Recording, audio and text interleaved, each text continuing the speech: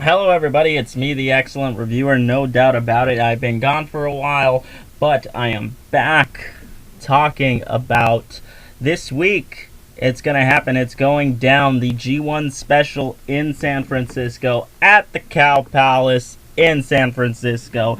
Now, I'm not here to talk about New Japan and their problems shifting tickets or anything like that of that nature. I'm just here to talk predictions for this special show. So, without further ado, let's get down with it. I got the full card for you and everything. Firstly, we have Roppongi 3K with Rocky Romero, with Gato and Yoshihashi versus Chase Owens, Yujiro Takahashi, the Gorillas of Destiny, and none other than their father, Haku. Yes, Haku, the one and only, the legend himself. This starting off the show. Basically, I'm going to tell you right now, I have my full money on Bullet Club at this point because, no offense to the other wrestlers on the team, they are trained and they are better than I am in every sense of the word. But Bullet Club has the better wrestlers in this match. I mean, Roppongi 3K and Rocky Romero, they're great. There's no doubting them about that. I mean, Rocky Romero, along with Trent Beretta, had one of the best matches last year at the G1 special. But, I mean, they have Gato and Yoshihashi, who are basically just mediocre. Like, they are, there's no doubt. I'm just stating the truth that they are mediocre. But Bullet Club has the better amount of talent. Plus, I mean, it's the return of Haku. I mean, that's going to get a huge pop, especially if you were the one to win the match. So I am going to say that none other than Haku and the Bullet Club win this match. Second after that, we have Toro, Yano, and Tomohiro Ishii, former IWGP Tag Team Champions, going up against Tomohiro Ishii and Zack... Oh, my bad. My bad. Sorry, I got really into it. They're going up against Zack Sabre Jr. and Minoru Suzuki. And if you've been watching the show for as long as I've been up, I love Minoru Suzuki. I've never hidden my love for Minoru Suzuki. And Zack Sabre Jr., he's just really great. And they generally had good strokes of luck when they come over to wrestle in the United States. I mean, Zack Sabre Jr. made it to the quarterfinals of the IWGP US title tournament last year. And not to mention, Zack Sabre Jr. and Suzuki beat Okada and Ishii at Strong Style Evolved. But with this one, I'm going to have to go with the shocker here and say Yano and Ishii win because, I mean, you can't ignore the slide tricks of Yano because they've worked in the past and he's gotten major victories over some opponents using his tricks. And, the toughness of Ishii is something that is legendary. But not to mention, these two are former IWGP Tag Team Champions, winning them at Wrestle Kingdom 11. But I'm just gonna have to go with Ishii and Yano. I feel as though that they could take it. Plus, let's be honest, Suzuki and Zack Sabre Jr., they've been sort of going on tear. Not to mention, Minoru Suzuki also is the new British heavyweight champion for Rev Pro Wrestling. So they're good, but let's pull it back a bit. So that way I say that none other than Yano and Ishii pick up the victory. After that, we have Kushida and Hiroshi Tanahashi, the ace of the company, taking on Marty Scurll and Hangman Page in tag team action. And I want to say pretty much that Scurll and Hangman are going to take it because, look, these two have become massive heels. When they are in their zone, they are great heels. The one thing that sort of pulls back from them being even better heels is the Being the Elite series, because if you watch Being the Elite, you're gonna know that these two guys, they're funny. And when they're funny and they're likable and stuff like that, you sort of can't really boo them. It sort of plays with the character too much. Like, am I booing the Marty that stole Rey Mysterio's mask at Strong Style Evolved, or am I booing the Marty that wants to become a singer? It plays with kayfabe. But yeah, we have these two. If only they were away from being the Elite, then they would be that much more better heels at what they are doing. But they've been massive heels to Tanahashi and the Old Guard, and that was one of the issues that was underlying in the 6-man tag at Dominion with Marty, Hangman, and Cody against Tanahashi, Rey Mysterio, and Jushin Thunder Liger. So there is that, and I think that they're going to give this to the Old Guard. Going to go with Tana finally getting his revenge on Marty Scurll and Hangman Page. I could just see them totally high fly flow and everything. Sling Blade and Kushida, also who's great talent and stuff like that. They just completely take it. So I'm going to say that Kushida and Tanahashi take this match. After that, we have, and this right here is none other than the Battle of the Heavyweights. Hiroki Goto against Jeff Cobb for the Never Openweight title. And let me just say that Goto has been having great matches. Great matches, especially his match, his triple threat match at Dominion, what's called for the Never Openweight title with Taichi and Michael Elgin. That was phenomenal. But now it's time for Jeff Cobb to throw his hat into the ring as well. These two, they're big powerhouses. You've never seen Jeff Cobb. He plays Matanza at Lucha Underground, and he is one of the most high-flying big men that you will ever see. Jeff Cobb has got natural wrestling ability, and this is going to be his first time battling for any kind of New Japan Gold at all. So both of these men are, great powerhouse athletes. But I'm going to say that Goto takes it because, he just got his Never Openweight title back from Michael Elgin not too long ago. So it wouldn't really look good for Hiroki Goto to get the title and then lose it again. It wouldn't really show him as good of a champion. So I'm going to say Goto retains.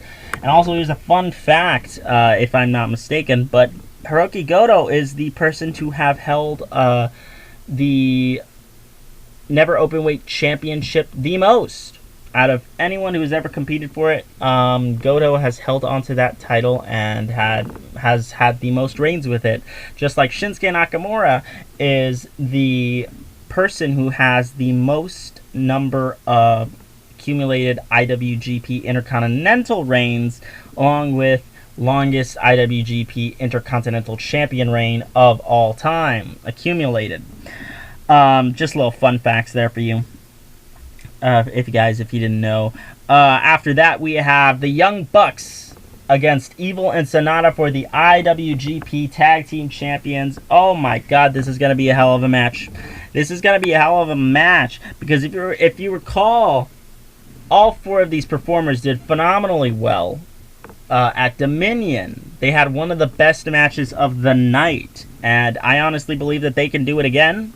The Young Bucks have a natural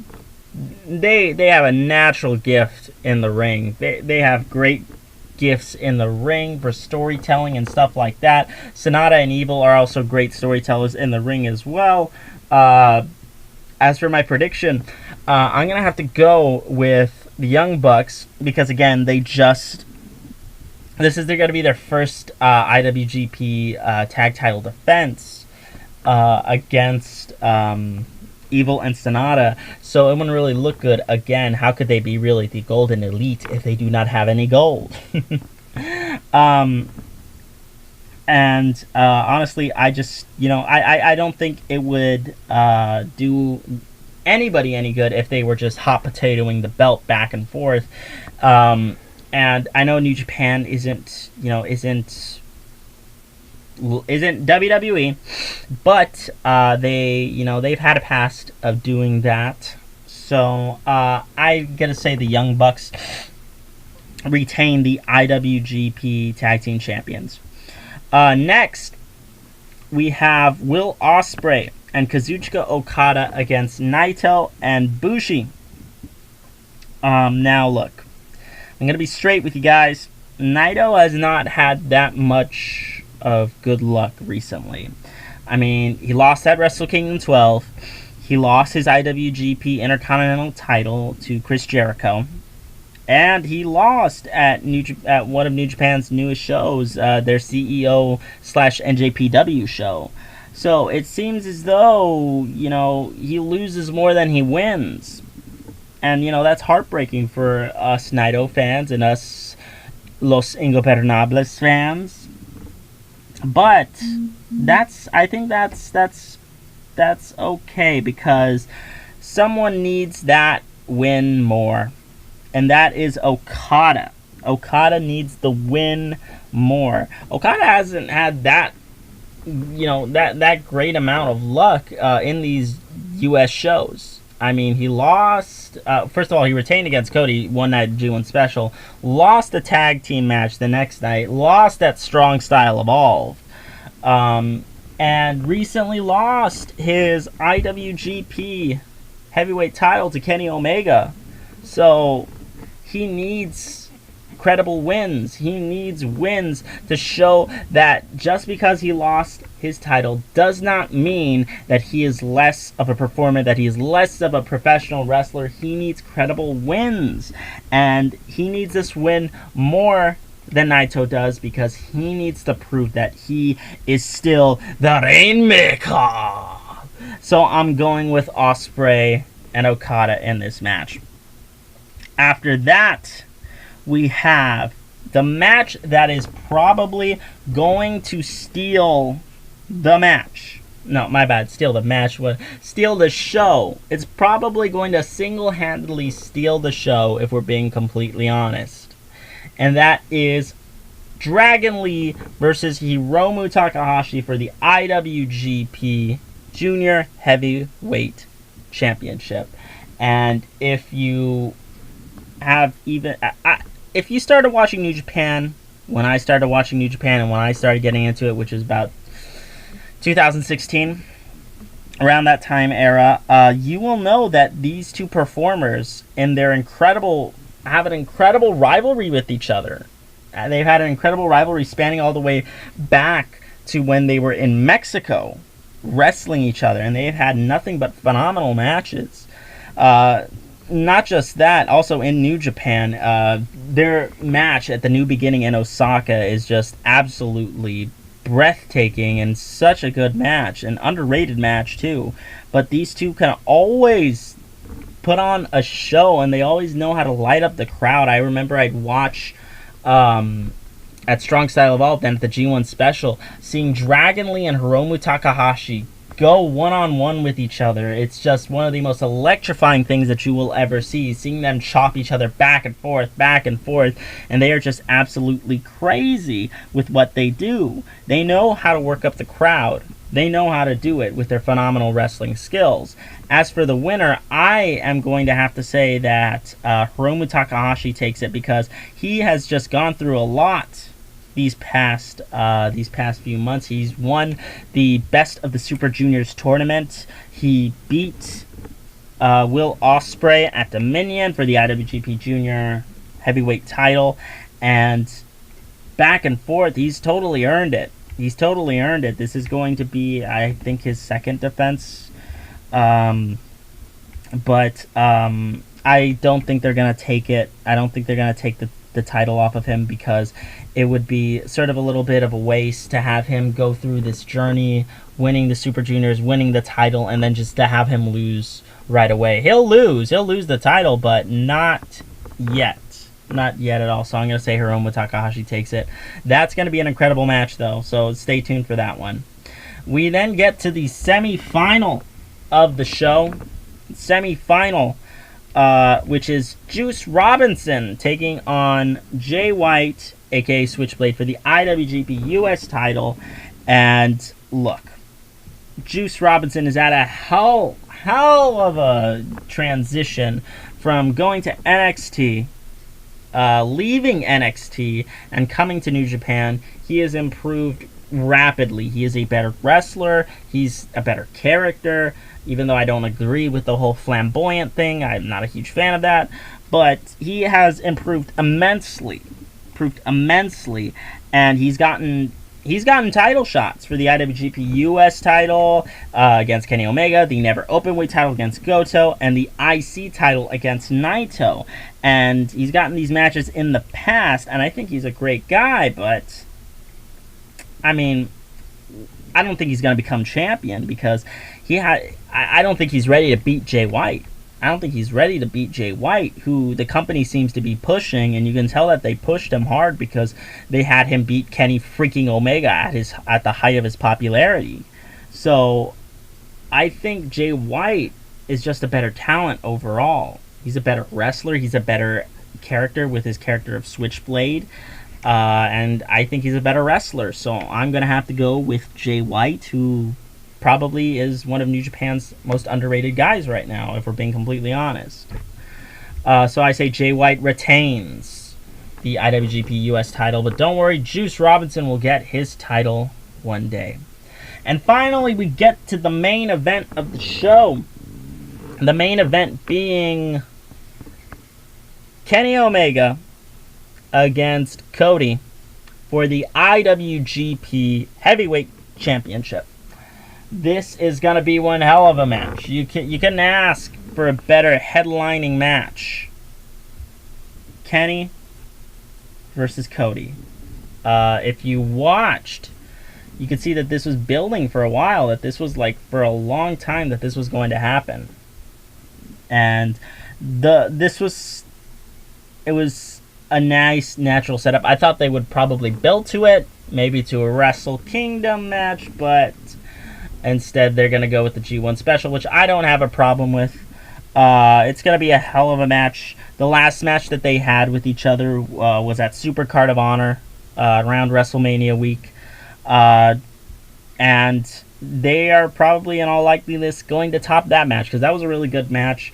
It wasn't like an amazing 5-star worthy match, but I think that they can top it and probably get those 5 stars in this matchup.